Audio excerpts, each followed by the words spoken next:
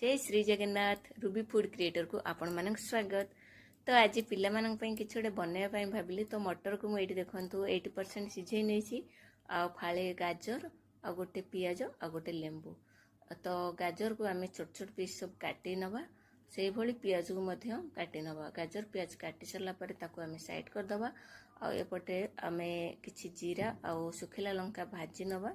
जो अनुसार आप राग खाइबे से हिसाब से गोटे हो दीटा हो आप भाजिकी भल भाव गुंड करदे।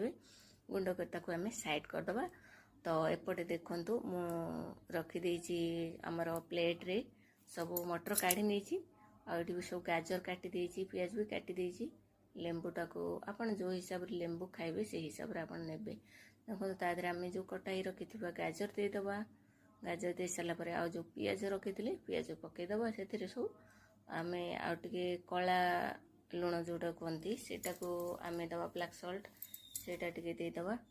ब्लैक सॉल्ट दे सारा पर टिके लेंबू चिपुड़ दवा आउ सेथिरे दे दवा लंका गुंड। और लेंबू आपण माने जेतिकी खाइबे सेतिकी देबे। हम फास्ट रू कहिछि आपण जदि बेसी खट्टा न पसंद करथे ताले फाळे लेंबू देबे।